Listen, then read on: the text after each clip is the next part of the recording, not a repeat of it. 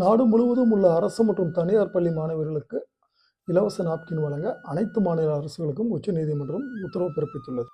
தமிழ்நாடு அரசில் பணிபுரியும் தற்காலிக ஊழியர்களை பணி நிரந்தரம் செய்ய முடியாது என மக்கள் நல்வாழ்வுத்துறை அமைச்சர் சுப்பிரமணியம் தெரிவித்துள்ளார். கோயம்புத்தூர் மாவட்டம் மருதமலையில் பாதுகாக்கப்பட்ட வனப்பகுதியில் இருந்து 500 மீட்டர் சுற்றளவுக்குள் முருகன் சிலை அமைக்க அனுமதிக்க முடியாது என சென்னை உயர்நீதிமன்றம் தெரிவித்துள்ளது. மருதமலையில் 184 அடி உயரத்திற்கு முருகன் சிலை அமைப்பதால் சுற்றுச்சூழல் பாதிக்கலாம் எனவும் ஐகோர்ட் கருத்து தெரிவித்துள்ளது. ராஜராஜ சோழன், ராஜேந்திர சோழன் ஆகியோர் தமிழ் அழிவதற்கும் தமிழ் கலாச்சாரம் அழிவதற்கும் வழிவகுத்தவர்கள் என சோழ மன்னர்கள் குறித்து விடுதலை சிறுத்தைகள் கட்சித் தலைவர் திருமாவளவன் பேசியது சர்ச்சைக்குள்ளாகியுள்ளது. கனடா தயாரிப்பு விமானங்களுக்கு 50% வரி, அதிபர் டொனால்ட் ட்ரம்ப் மிரட்டல். எங்களுடைய இறையாண்மையை மதியுங்கள், டொனால்ட் ட்ரம்புக்கு கனடா பிரதமர் அறிவுரை.